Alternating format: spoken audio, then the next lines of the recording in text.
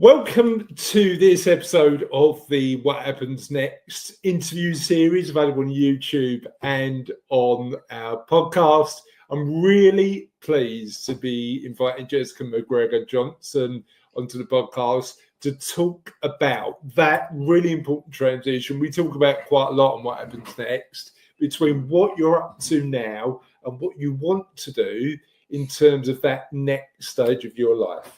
Before we get onto the interview, I've got a couple of favours to ask. As I always say on my videos, we are on a bit of a mission with What Happens Next to help as many people as possible make sure that transition into either retirement or whatever's next in your life, a good one. Now, the way that you can do that is if you get value from this interview, please like this video and subscribe to the channel, because what that allows us to do is help share the message of planning and preparing for that next stage in a way that works. We can spread it far and wide so that people aren't just stumbling into that next stage of their life, as I've seen, and I'm sure Jessica's seen as well. So I want to help as many people as possible to do that. Also, we've got a number of free resources on what happens next.life. There's a quiz, there's a wellbeing quiz on there that you can get access to. And currently, I'm writing the What Happens Next book designed to help people think about that retirement step, that next stage, in a little bit more of a nuanced way. There's a waiting list for the book, and thankfully, hundreds of you so far have decided to be on that waiting list. But if you're not, we'll put a link in the comments to the video below, and we'll make sure that you're one of the first people to get a copy. I can't guarantee you're going to be the first, because I've got a feeling that's going to be my daughter, because she's always the first one to get anything I write. Without further ado, let's move on to the interview. Jessica, how are you today?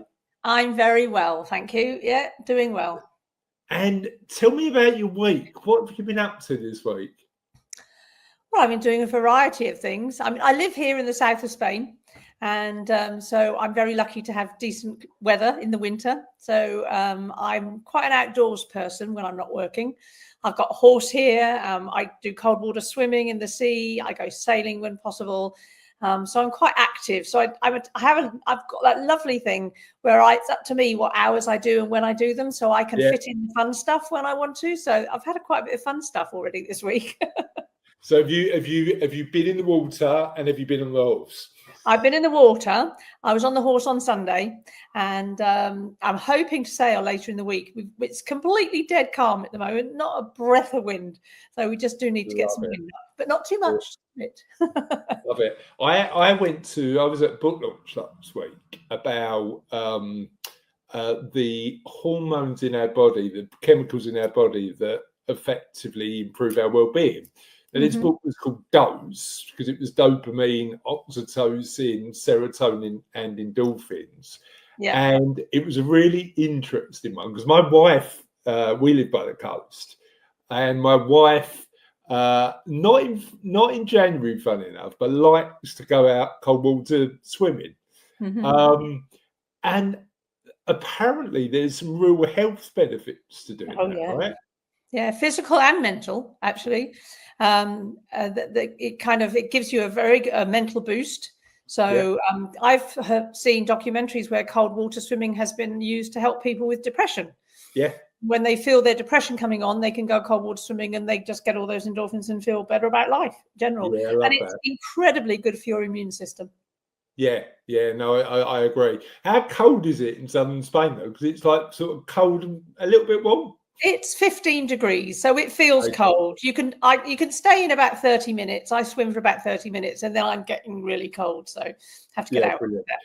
And I love the fact that you practice what you preach in terms of balance as well, because as you say, it's about having those other aspects of life we need to consider, particularly if we've been building and then selling our business, or doing 60 hours a week, or whatever it may be.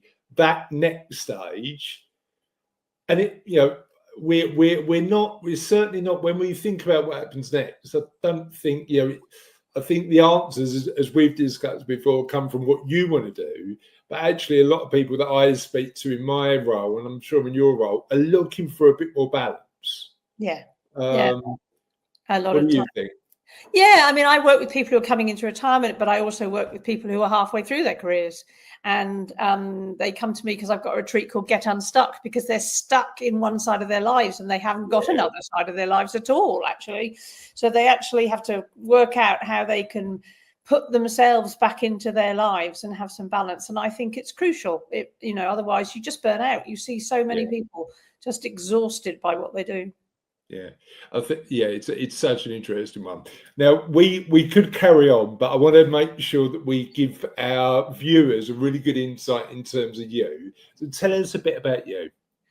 Well, I've been living here in Spain for 24 years, and for the last 22 years, I've been working as a coach. Okay. And I've been running individual retreats here in Spain for the last about 15 years, something like that. And like I said, I have a retreat called Get Unstuck, but I recently, in the last couple of years, created a new retreat called Retire Happily. And I like doing individual one-on-one work. I've done group things before which are great, but you can't go as deep and you don't have enough time individually. And so I really love having somebody out either here, or I can do it virtually as well if they can't travel, to just dig deep and find out, what's missing in life. And if it's the retirement, it's often just handling that daunting feeling. Yeah. I haven't got my title anymore. I haven't got my job anymore. Who am I? It's a huge question that people have to answer when they move into retirement. Absolutely. And it's really interesting, because I think I mentioned to you during our first conversation, I've had conversations with clients who have looked me in the eye and said to me, who am I if I'm not that? Yeah. Who am I if I'm not that business owner? Who am I if I'm not that, in that position of authority in a large organization? And I think we underestimate sometimes that fundamental change, right? And I think, as you say, helping people plan and prepare for that is really important. Help me understand what your what happens next moment was. So 22 years ago, you decided to become a coach. 24 years ago, you moved to Spain. What facilitated that move for you? Well, I always tell people, don't do it like I did. It was a bit headless chicken in that I'd been living in the States, and we'd come back and we were going to go to London, and we were going to get back into the corporate jobs and all that kind of thing.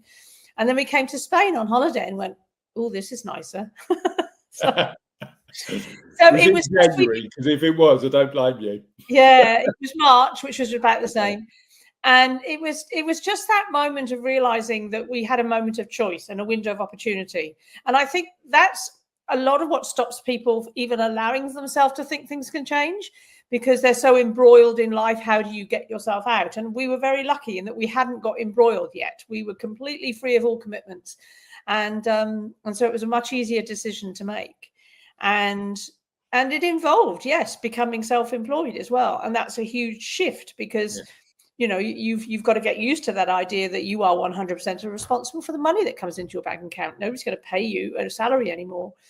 But I always say that I think that can be quite scary for a lot of people, right? A lot of people. That's one of the big things, and you have to get your head around it. But there's a huge freedom in it too. And I always say, I said to my nephew when he started his own business, I said, you realize you're going to become unemployable, because they'll never again be able to have a boss telling you what to do, because you've been your own boss. I mean, I'm 15 years in, and I started my business when I was in my sort of mid 30s. But I remember, I don't know if I told you the story, and I'm sure if you've listened to this story and What Happens Next before, viewers, I apologize. But I remember going home to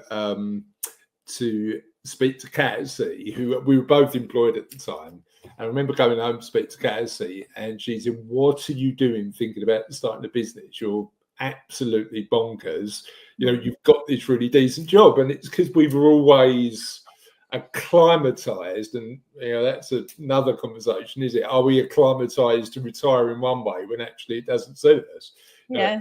But but we were always acclimatized to, like, if you got a decent job, you keep it and stick with it. I was like, I saw people starting businesses and thought, actually, I might give that a go. And I thought, persuaded Cassie, she said, look, I've always been super supportive. I will support you if you want to do it, and we'll give it a go. And that was 15 years ago. But I remember going up the stairs, and my daughter, who's 21 now, was 6 when we started Cervelo. And I remember saying to her, Dad's going to leave his job and start a business. And she burst into tears, and I was like, oh no, what have I done? What have I done? And she looked at me, Jessica, and just said, Dad, who's going to pay for the holidays now? That's what she was worried about. What's interesting is that frame we put around those decisions, isn't it? Yeah. Like, for a 6-year-old frame, she couldn't see beyond that, that regular income coming in. And it's just you've got to reframe this stuff. You said something really interesting, Jessica, that I'd like to explore. You had that window of opportunity just by going to Spain in that particular March and saying, here's where I am in life, and here's how I want to live my life moving forward. How do we get better at recognizing those windows in our own lives? And if we can't, how do we create those windows? Well, I think those windows, they come with a kind of feeling, and often it can be a feeling, a bit of trepidation, because you're being invited out of your comfort zone. And what I say to people is that when they feel that feeling, is like, don't just say no, explore it, really find out what that means, because, and that's what I mean by we're headless chicken. We don't even do that. We just did it. But it's like, you can explore it and you can answer a lot of the questions before you even get there. I mean, I always think retirement is a huge window of opportunity. Yeah. A lot of people think retirement is a closing down of life. I think it's an open up of I life. agree. I think there's an amazing amount you can do with your life when you've got the financial support because you've got your pension and everything else, but you've got this time, and it's an arena to play into. Yeah. And I think that's why it excites me so much. So I love doing the retreats, because people. I remember I had a client come in, and he left a really high-powered job on the Friday, and he came on the Saturday. He said, "I think I need a new job," and I'm like, "No, I don't think you do, but let's just wait and see." And we went through this weekend, and this picture of his life just grew and grew and grew. And he got to the end of the weekend, he went, "I haven't got time for a job," and I went, "No, I know." So interesting. I think. I mean, we've seen it in our clients where they retire and they go and get another job because they don't know, they haven't built that picture of that next life. And actually, the entire What Happens Next project is there for people to say, look, plan for the money, really important, because you want to make sure you've got enough, but don't assume that planning for the money is enough, because actually working out what's next is really important too. And I think it's true, because a lot of the time, if people are working for corporations, for example, the support they get for retirement is always financial planning. Yeah, 100%. They get very little support of actually planning what you're going to do with your retirement. 100%. They're kind of set adrift, and particularly if people are being retired, that's a huge challenge for somebody when they're retiring earlier than they thought they were going to retire. Yeah. And I'm really keen as part of our work on What Happens Next, and actually we're starting these conversations now, is speak to these pension providers and say, what you're doing, frankly, is not enough to help people plan and prepare. And there might be a conversation that might be happening there, and one that I'm certainly curious and interested to have. So the work that you do is the Get Unstuck process, and the let me make sure I get this right, Retire Happily process. What's the difference between the two? It's really where people are in life. I mean, Retire Happily has an aspect of getting unstuck as well, because you're getting unstuck from your old concepts of what that might be. But Get Unstuck is more for people who are like in the middle of their working careers, and they're getting to the place where they're pretty successful, but they're also pretty miserable because what they thought it was going to be, it isn't.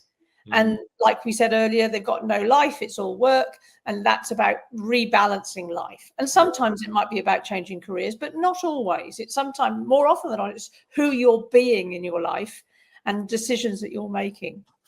Whereas Retire Happily is a very specific retreat. It's for individuals. It's also for couples who are retiring at the same time, because, there's a lot of preparation that needs to happen for that to make sure both people get what they need out of the retirement.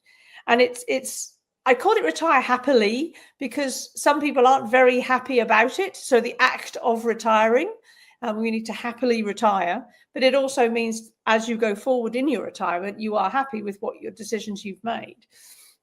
And so that retreat is very specifically for that moment in time. And I have people who come on that retreat like 18 months before they're about to retire, or they come on literally when they've just retired and they're in panic. Then there's kind of different stages to retirement. In the old way, you get the vacation. Oh, this is fun. Yeah. And then you kind of get the loss of identity and who am I? And then you get the panic. Maybe I need another job. And then you get the fourth stage, which is finding something that actually does really fulfill you. And I always say with the Retire Happily retreat, we're trying to cut out the second and the third phase of the loss of identity and panic and just go from vacation to fulfillment, and that's the way to do it. It's why for us, and there's loads of ways to look at this, in the What Happens Next model, purpose and meaning is slap bang in the middle. Yeah. Because yes, you're right. I mean, we've had some really interesting conversations on this channel and more broadly with clients about all the areas of wellbeing we look at as part of What Happens Next. But without that, what am I getting up for? And yet super important to take a break as well, isn't it? That element of I've got complete freedom of time. What do I want to do from a hedonistic perspective? What do I want to do just to enjoy myself is really important. Yeah. Can you do that without? Do you reckon you can live a hedonistic retirement without purpose and meaning for 30 odd years? I think it's a hard ask. Yeah, I really do. And the thing is to remember that purpose might not be about going out and mentoring people or working for charities. It might be being the best grandparent you can be. 100%. It might be being the best friend you can be to people. Purpose. People sometimes they get a bit scared by the word purpose because it can feel like this big lofty thing. And it really isn't. Purpose is about being yourself and sharing your talents, whatever those talents might be. You mentioned something really interesting that I want to revisit. You talked about that misalignment, particularly when you're talking about the Get Unstuck retreats, but also in the some Retire Happy retreats. That misalignment and that getting back to the authentic you, the one that you can really connect with. Yeah. What's the one question you ask people that gets them closer to their authentic self than where they are now? It's not a specific question as such, but when I'm working on that level with somebody, I don't want to hear what people have to think. I want to hear what people feel. Interesting. Because as soon as you go into feeling, you go into heart. And as soon as you're into heart, you're into your authentic self. Because that's where your authentic self lies. But that's really interesting, isn't it? Because I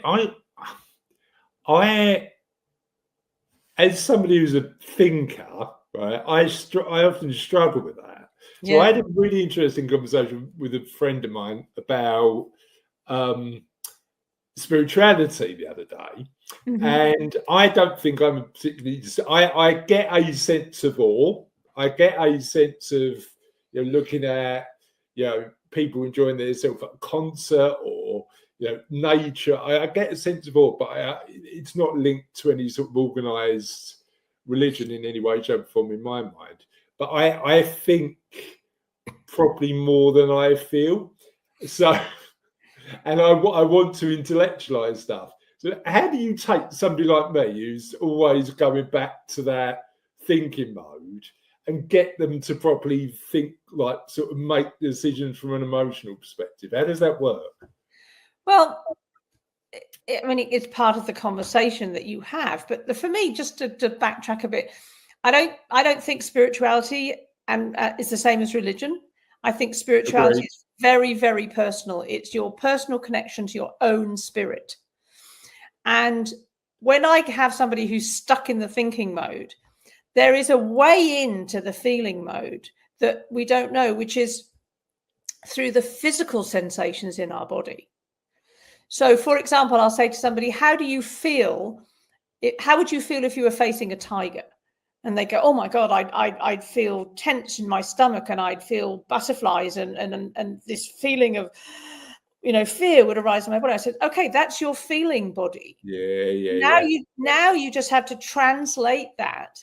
So when you're asked a question, when I'm asking a question of somebody, and I say, well, how do you feel about this? And they go, oh, I don't know. And I said, well, what feeling in your body came up immediately when I asked that question? Because you will have an immediate reaction. It's that gut reaction, isn't it? Yeah. So once you get that feeling, you say, now interpret what that feeling means. Yeah. And that's the way into your feeling, because you've got an emotional guidance system that's on hand all the time. 100%. You just have to listen to it.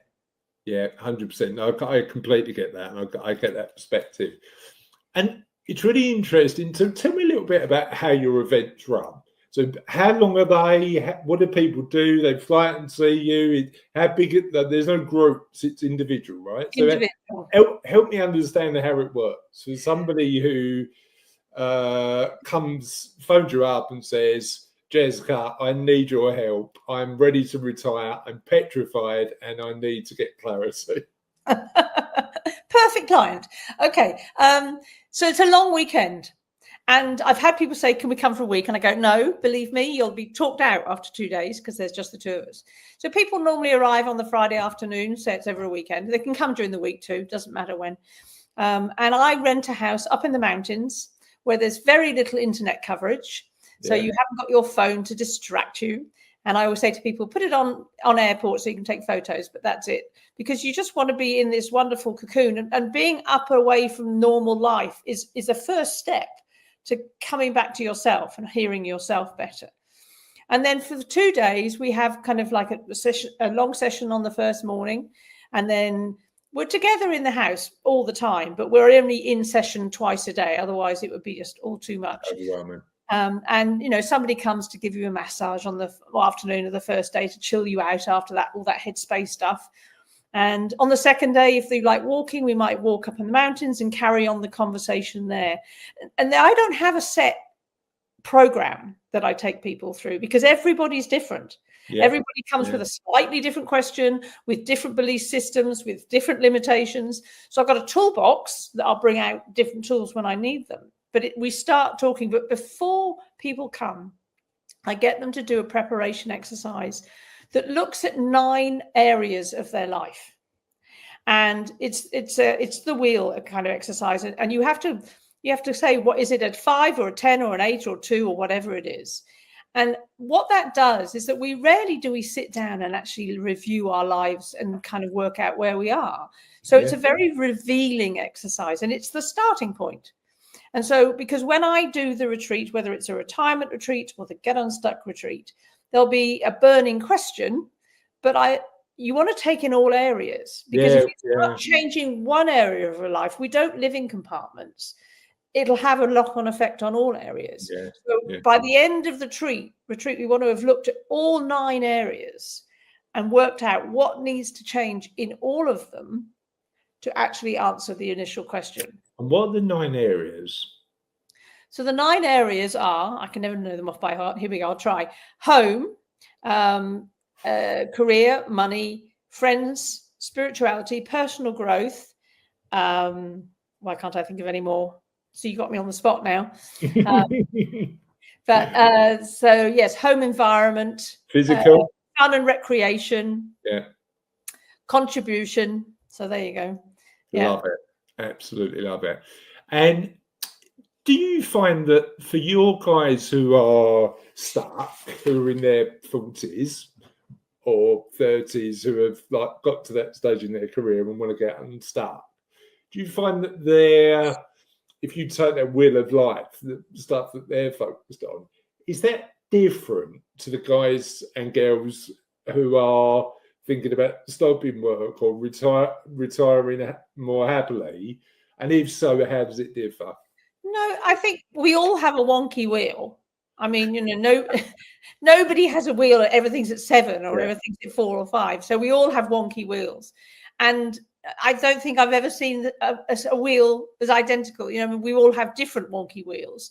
So what's useful about that exercise is it kind of shows the areas that really do need some a kind of attention. But more than that, it just ensures that when we're in conversation, we're taking note of everything. So we're taking note of health. That's another one I didn't mention. That's another wheel that we need to look at, particularly when we're getting older. How do you want to stay healthy through this retirement?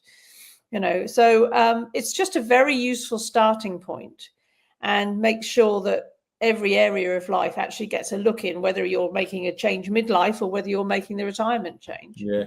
So interesting. We've got I think I mentioned it earlier, we've got a quiz that talks about, very similar to the wheel of life, but probably a lot more simplistic, because we only look at 6 or 7 areas that constitute and contain some of those other elements, but are really interesting. And what we're doing at the minute is collecting loads of data from those quizzes. And there are, the interesting trend that we're seeing is men who are approaching a certain age. And again, the challenge we've got is we've got a few hundred of these quizzes being done. So we might need a bigger sample size to get a really good indication. But the interesting thing for me, Jessica, is men neglect social and community. Every time. Now that actually probably reflects in my own life, because I think about Cassie, my wife, who's really good at maintaining social relationships, and I've had to make, at the age of 47, real effort over the last few years, because work took over and it was more of a priority. Yeah, it's interesting how you look at those trends, isn't it? I've never had a woman come out on retreat who doesn't have a best friend. Yeah. I've had men come out on retreat who don't have a best friend. Yeah, it's interesting, isn't it? And we all need that confidant. We need somebody who we trust, that will always be there for us. But it's sad, but it's true. A lot of men that I've worked with have not had that in their lives because they focused on career development and everything else. Yeah, I find that the conversation I have with the clients a lot is part of the fear about leaving work is that there's social lives wrapped up with work as well. Yeah. And actually leaving that, I had a client of mine who was a Lloyd's underwriter in London, and he found himself going back to work to meet his friends. Now the problem is they were working, and he was just he used to do voluntary tours around the office, just connect with and then he realized after 18 months that probably wasn't a sustainable way, and he had to do other stuff about it. But it's really interesting. One thing I am curious about is that impact on changing environment, because I think the interesting thing about the work you do is you're not doing it in somebody's house. You're not doing it in somebody's office. You're not even doing it in the same country. So what is it about that change of environment that sparks that different thought process? We're creatures of habit. And so, I've done virtual retreats during the lockdown, for example. How is that compared to the work you do now? Well, exactly. I think it's far more powerful when you leave that world behind, because when you leave that world behind, you leave behind the habits and the creature habits that you always do and the thinking that you always do. And then you come to somewhere new, and it's relaxing and it's beautiful. It's spectacular countryside, and you walk amongst the mountains, and it just shifts something in your perception. Yeah. And I'm a great believer that when you've got I love going up in the mountains with people, because when you've got a long view, all the 40 kilometers all the way down to the sea, it kind of gets people thinking in a long view way, interestingly. And you can go much bigger. Often that walk up in the mountains session is big picture thinking. Yeah. It's not minute and details. People want to go, excuse me, with minute and details, but it's not. It's big picture. Because when you're doing this kind of work, what often happens is that somebody will get an idea and they'll immediately want to know, well, how am I going to do that? And I go, I don't care how you can do that. I'm not interested in that yet. I want to know what you want. Yeah. And when we try and work things out on our own like this, we have an inkling of idea, and then we try and work out how. We can't work out how, so we say, oh, that's no good. And it's not that. It's about explore that inkling of an idea. Let's see where that leads us. Let's see if we can take that to big sky thinking. Because if you can do that, once you've got the real clarity about the idea, the how, has a tendency to just kind of pop into your head. Oh, I could do it like that. So the whole purpose of coming away from your normal environment, surrounded by the normal people you will have surrounding you, can make a huge difference. Yeah, I think the other impact is being geographically high. Yeah. Being in the mountains is, number one, can be a fairly inspiring experience. Mm-hmm. But also that element of, as you say, taking the longer view. Yeah, and also the drive up the mountain is very metaphorical. It's leaving the world behind. Yeah, let's leave all the world, all the worries, all the cares behind, and let's have 2 days unencumbered by that. Now, yes, you're going to have to take this plan back into the world, but I do follow-on work with people if they want, because it's like, okay, how are we going to implement that plan? Mm. But we've worked out enough detail up the top of the mountain that we've got some pretty good idea of the house and what we're going to do. So it's then next steps. Yeah, that's always interesting, the work that we do with clients, because people will come in and into me and go, right, I've got all this pension paperwork, or I've got all these ISAs, or I've got whatever. It's like, look, we'll get to that. What do you want from your life? And then how do we use money as a tool to help you achieve that? And they go, what? Yeah. Well, look, that's the important thing. Strategy first, tactic second, isn't it? And just understanding what people want. What happens next is a bigger project. But in my day job, using money as a tool to enable that, and money won't solve all of those problems, definitely, but certainly just turning around and going, how do you want to live your life, and how do we use money to enable you to do that, if possible, and then go down to the tactics. Great. We understand what the life you want to lead. How does money play a part in helping you do that, or do we need to do some more work to help you get there? Then that's the interesting thing. But it always starts with that big picture stuff. I need to find a mountain close to me, which might be a bit difficult because I live by the coast, to take my clients up, Jessica. That's what I need. I need a local mountain. I just want to say something to that, Chris, because what I find interesting is I found over the years when I've done work with people on the Get Unstuck retreat, so they're not at retirement, and they want to change their lives. It's very interesting to me that a lot of people don't go to somebody like you and say, I need to change. What are my options? Yeah. And so often I'm saying to people, one of the steps you have to do is go to somebody who can advise you as to, if you want this kind of lifestyle, what do you need to do financially to get yourself there? Yeah. And it's very interesting how a lot of people I've worked with have never actually done that. And a lot of them have been very pleasantly surprised when they've gone to somebody and said, actually, I'm nearly there. I can make a really big change in about 2 years' time. And I'm like, right, okay, that's interesting. Yeah. And I think the key component part is, clarity, isn't it? Like when you're walking with people in the mountains, helping people get clear on what they actually want from their lives is a super important part of it. Yeah. Here's the interesting thing. knowing that how powerful clarity can be in our lives, why do you think people tend to avoid it? I think I have in my life. The same reason that people say, I don't know, when you ask them a big question.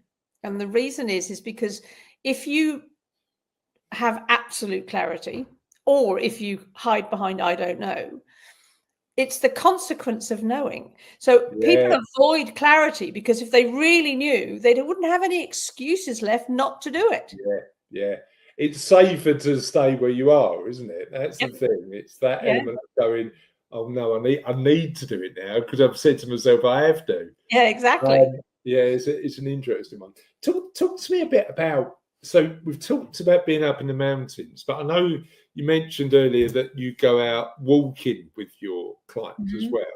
What difference does that make? Because my experience of talking to other coaches about change is movement's can be an important part of the process as well. Yeah, it is. And I think it's just a different environment. I mean, you can sit and talk and, and you can get a lot down, obviously, because we do. But I love it the second day because what often happens is on the first day of the retreat, we kind of really look at all the blockages that are in the way and work with those and remove those as much as possible, challenge them, find different ways of looking at them, whatever's needed. And then the morning of the second day is as I say, it's the big blue sky thinking. So we've got rid of all the stuff that stops you doing something. Now it's like, let's walk into the future. Let's just go and have a look and play with ideas. There is also something very powerful in that. I mean, like I said, on the first session, when we're dealing with the nitty-gritty stuff, we need to be looking at each other face to face in a room. But when you're walking and you're not looking at somebody, people are in their own mind space.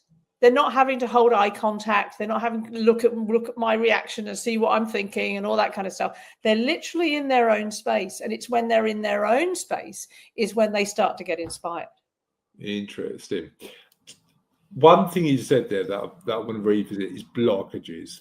What are the typical blockages that when you're uncovering these elements that come up with either people who come to the Retire Happily event or the transitional change event for slightly younger people? What are the ones that come up time and time again? One of the big things is giving yourself permission to change. Yeah. It's almost like, but when they come on retreat, it's almost like I can give them permission to change. I'm like, I can't give you permission to change. You have to give yourself permission to change. But that's a huge thing. And particularly for people coming in the kind of midlife when they want to make changes, one of the beliefs, I suppose, is, for want of a better word, is that, well, I put 20 years into this career and I'd be throwing everything away if I stopped. And I'm like, no, you won't. Look at who you are. Look at what you've gained. Look at the experience. Look at the person you've become. You're just taking that person into a new arena. And a lot of people don't get that until you point out the truth of the simplicity is that actually everything in our lives has got us to where we are. If you didn't have that 20 years, you wouldn't be that person. And you're taking that person into a new arena. So the whole belief that you can't change and you're wasting all the experience and all that time and,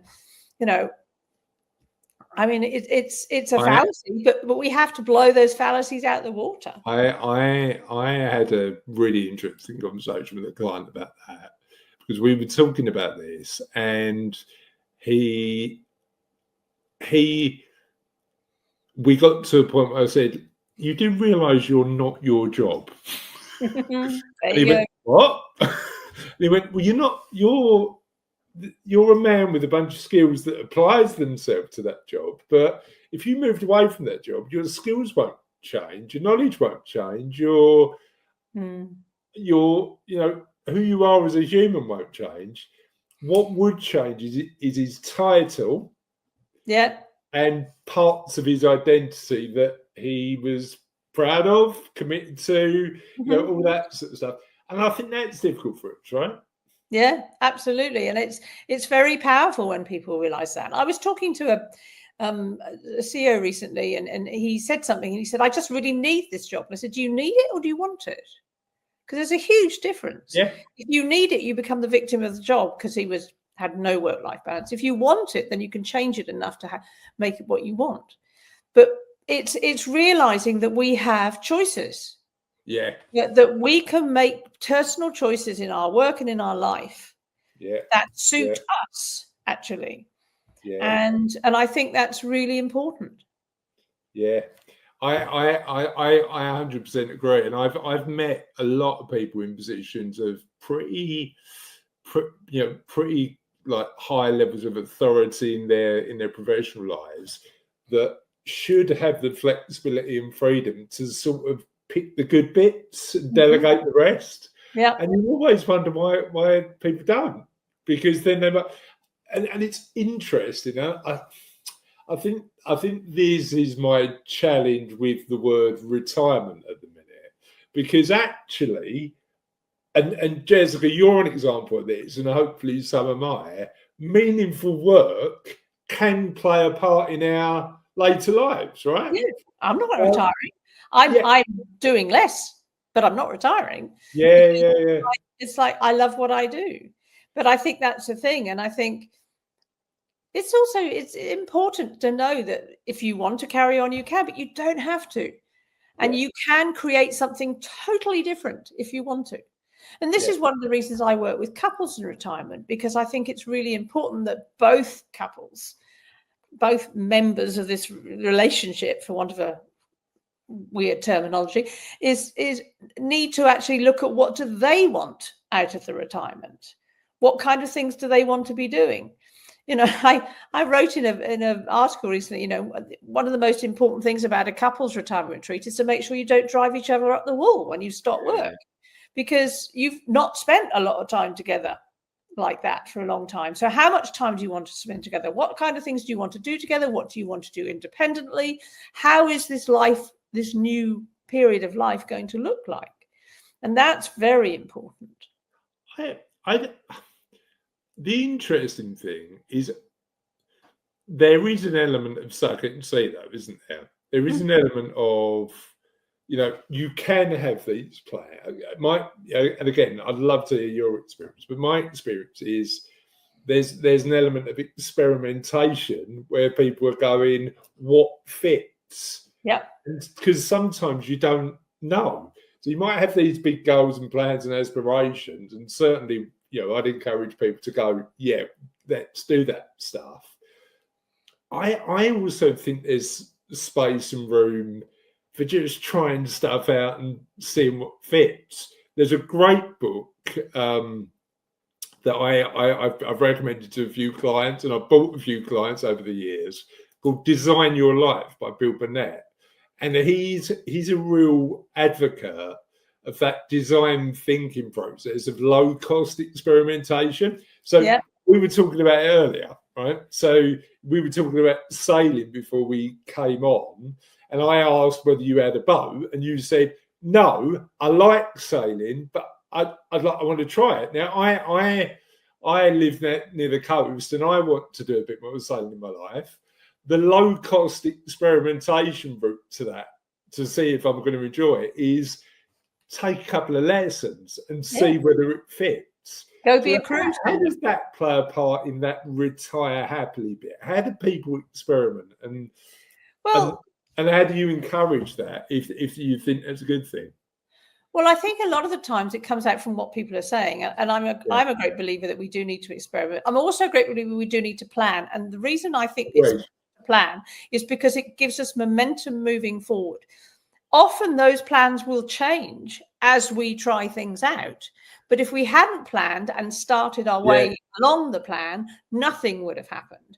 So you're planning to make things move and to keep the momentum going, and then you're going to go off on tangents, and you'll like things and you won't like things, and that's fine. But for example, I was working with a client, and he was saying, well, I'm not sure where we want to live. We might want to live in Portugal, and we might want to live in France, or we could live in Spain, but we definitely want to live somewhere, you know, in Europe. And I went, well, try it out. He said, what do you mean? I said, rent a house somewhere in France for 3 months. Then rent a house in Portugal for 3 months. Then rent a house in Spain for 3 months and see which you like. And he went, oh, I hadn't thought of that. And I went, it's simple. So it's things like that. When somebody then voices this, just, I desire, but I don't know. It's like, yeah, try it out. Yeah, I love that. Absolutely love that. And it's really interesting because I spend my day job planning for other people. So I really appreciate the value of a plan. Yeah. But what's always interesting is when I say to clients, you don't expect this to actually go to plan. And they go, well, what do you mean? We've got a plan, Chris. It's like, plan, I think the most direct quote I've ever heard is that Mike Tyson quote, the planning's great until you get punched in the face. And the things change, right? Things around us change, the environment changes. And I'd really interesting conversation with a guy who was a client of mine, been a client of mine for years, and in his mid-50s got divorced. Right.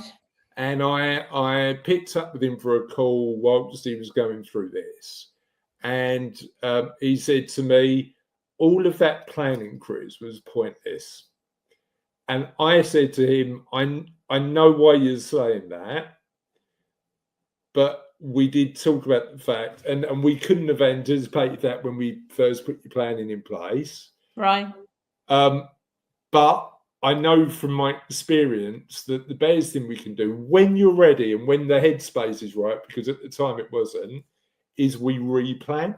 And we continue to replan based on our knowledge, experience, and skills of what we've built up during that period. And he laughed really cynically because he was in the headspace of pain. He was in a painful situation.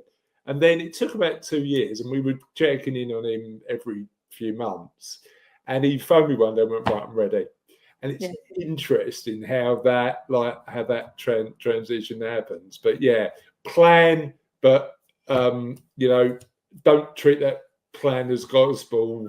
Appreciate that it can change, I think is the big one. It's one of the reasons I do the follow-on work with people if they want it, is because as you take a plan and you start to implement it in life, you are going to hit roadblocks because that's life. And then it's not about chucking the plan out, but how do you then negotiate those roadblocks to keep as close to plan as possible, but maybe it does have to change. And I think that's a really important part of it. Yeah. I suppose that's like here. I mean, you know more about sailing than me, but I suppose that's like if you want to head for a destination, you never go in a straight line, do you? You've got to go where the wind goes, and you might get there eventually, but actually the route you take might be a different one. Jessica, I love a story. As you know, you've only met me twice, and I've probably told you about 12 stories already. But I like hearing other people's stories. It's the way I learn. So what story, anonymised clearly because we don't want to break any confidentialities, but what story best describes and reflects the work you do? Oh, goodness. There's a lot of different people I've worked with over the years. I think the one that's just dropping into my mind right now was a woman who came out. It wasn't a retirement retreat, but she was kind of close. She was kind of 10 years off. And she was stuck in a job that, it was all right, but no, it didn't thrill her. And she came with what she called about a whole load of baggage. And that whole load of baggage was all these ideas and concepts of what she could do, what she should do, what she couldn't do, what's not possible. And we did this fabulous walk up in the mountains, and I took her to this kind of precipice, and I got her to get a whole load of stones, and I got her to name each of the stones of all the blocks that she'd been carrying and she brought with her, and she threw them on this precipice. Oh, great. With great glee. I mean, she was so ready to let go of all this stuff. And she just released all the things that had held her back. And, we went back and we started to make a plan and all this kind of stuff. And then I worked with her for about 6 months afterwards. And she completely shifted. She became more confident. She actually started her own consultancy business. She went back to the companies she worked for that didn't appreciate her as a consultant, and they suddenly started appreciating her. She earned more money than she did before. She started to socialize more because she had more time, because she had more confidence, and it was a complete shift for her. And it happened because she left, as she said in her testimony, I left all the baggage on the mountain. And by doing that, she freed herself up to actually go on and create a fabulous life. And she's now retired and loving what she's taken forward. So, yeah. I love that. Absolutely love that. And I'm always curious about the point we've got to get to when we think, this is it, I've had enough. So your lady in question clearly knew, she had all these blockages and barriers, but she's got to the point where she's going, well, I need to do something. And I don't know what it is. And thankfully she came to see you. What is it that if somebody's watching this and they're going, I don't know if I'm there yet, but I'm close. What is it that is the trigger typically of coming to see somebody like you and going, look, this isn't sustainable? I think there's a few different triggers. I've heard people use the word desperation before. Yeah. I just feel desperate in the situation I'm in. I can't do this anymore. And it's that kind of feeling of like, can I really imagine another 10, 15 years of this? And so that kind of, when people are really stuck in there, I named the Get Unstuck retreat, the Get Unstuck retreat, because I went back through all the emails that people have sent me, and that was the word that people have used more than anything. I feel stuck. I feel stuck. I feel stuck. And I think people come to a point and they just know it within themselves where it's like, I can't do it. I cannot stay in a stuck space. It just feels claustrophobic. It feels heavy. There's no joy in it. And I think that's the feeling. I think you hit the nail on the head. It's feeling that you've got lack of choice, isn't it? Yeah. It's like that.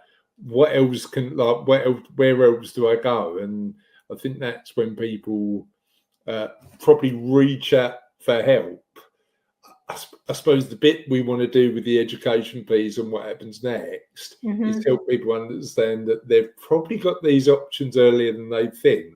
Yeah. And maybe they should consider thinking about what they want to do a little bit earlier so they can plan and prepare for it a little bit earlier. One of the things, just to tell you a quick story, is that when I was in my 30s or so, I had a friend turn up who I hadn't seen for many, many years. And he said to me, what are you going to be doing when you're 60? And I went, well, what I'm doing now. And he said, do you like what you're doing now? And I went, no. And he said, so why do you want to be doing it when you're 60? And it's a really powerful question to ask yourself. Do I want to be doing this in 10 years' time or 20 years' time? And if I don't, now's the time to change. I ask that question a lot, and I would, because I've got a added value, got my own business, got freedom, got time, can choose my own direction. But I had a really interesting conversation with a client the other day, and I said, how's work? And she said to me, depends on what day you ask me. I was like, okay, interesting. So let's zoom out a bit. If we took a typical week, how many days are good? Like you're going in and you're going, right, I'm adding value, I've got purpose, I'm enjoying the work. And then how many days are you thinking that you're not enjoying? And she said 3 days, she was working 5 days a week, 3 days I'm not enjoying, and 2 days I sort of am. And that to me seems skewed. And and again, we're all individual, and what happens next isn't about giving you the answers. It's just about potentially asking good questions that might allow you to think about this stuff in a different way. But I heard that, and if that was me, I would be taking a serious look in the mirror, because that means you're spending the majority of your working time not having an experience that adds value to your life. And I think that's true. And I think there are always things in every job. There's things in my job that are not my favorite thing to do, but the majority of what I do, I enjoy. I enjoy doing things like this. There's different aspects that you enjoy. But if you've got days where you're just dragging yourself through, you've got to ask yourself why. If you get to Sunday night and you're dreading Monday morning, you've got to ask yourself why. Yeah, and you're right. There are going to be, I think that's why I wanted to understand the nuance of it, because I have days, you have days. People who love their job have days where they go, I know this is part of it, but I'd rather not be doing it. Yeah. If that's more time than you're spending doing the stuff you love, what can you change? I think is the interesting one. Jessica, I have loved this conversation. Certainly, this is a good day for me because I get to have conversations like this. So thank you for sharing your insight. I really appreciate it. Yeah. Where can people find out a bit more about you? Got a website. It's my name, JessicaMcGregorJohnson.com. Really easily. They can have a look. There's lots of information on there. And if anybody's interested, they can just book a free chat with me. And that's the easiest way to explore options. And that's why I got in touch, because I was looking at writing about the importance of retreats for the What Happens Next book. Yeah. And I found you did them. So thank you for your time today. You're welcome. And please check out the work that Jessica does. Thank you, Jessica. Really appreciate it.